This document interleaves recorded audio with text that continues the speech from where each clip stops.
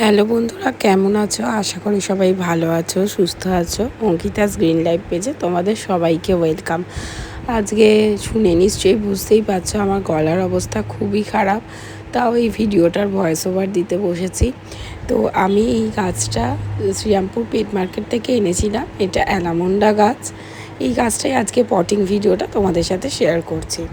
তো এই গাছটা আমি 8 ইঞ্চির একটা টবে বসাবো, আর তার জন্য আমি 6 ইঞ্চির টবের মাপ অনুযায়ী মাটি নিয়ে নিয়েছি, আর তার সঙ্গে হাফ টব গোবর সার নিয়েছি, আর 4 ভাগের 1 ভাগ বালি নিয়েছি, আর 1 চামচ নিমখোল, 1 চামচ এপসম সল্ট, আর 1 চামচ পরিমাণ হাড় গুঁড়ো যদি তোমাদের কাছে না থাকে তাহলে সুপার ফসফেট যেটা হয় সেটাও ব্যবহার করতে পারো। এই সব মিশ্রণগুলো আমি ভালো করে মাটির সাথে মিশিয়ে নিয়েছি। এবার টবটার নিচে একটা খোলামকুচি দিয়ে নিয়েছি, আর তার মধ্যে কিছুটা মাটি দিয়ে নিয়েছি। তারপরে গাছটা সাবধানে গ্রো ব্যাগ থেকে ছাড়িয়ে নিয়ে মাঝ বরাবর করে বসিয়ে দিয়েছি, আর চারপাশের ফাঁকা জায়গাগুলো মাটি দিয়ে ভর্তি করে দিয়েছি। এরপরে গাছে এবার ভর্তি করে জল দেব।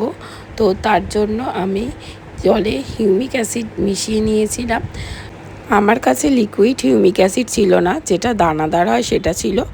বাজারে দু রকমই কিনতে পাওয়া যায়, তোমরা চাইলে যে কোনো একটা নিতে পারো। ওই জলটা আমি একটু প্রথমবার যেহেতু জল দিচ্ছি তাই টব ভর্তি করে জল দেব। তারপরে ওপরে মাটিটা যখন শুকিয়ে যাবে তখনই জল দেব, আর 3 থেকে 4 দিন ছায়াযুক্ত স্থানে রেখে দেবো। তো তোমাদের যদি ভিডিওটা ভালো লেগে থাকে তাহলে অবশ্যই ভিডিওটায় লাইক করে দিও, আর আমার চ্যানেলটা ফলো করে দিতে একদম ভুলো না। ইউটিউব থেকে দেখে থাকলে সাবস্ক্রাইব করে দিও। আবার দেখা হবে অন্য একটা ভিডিওতে। ততদিনে ভালো থাকবে, সুস্থ থাকবে। টাটা।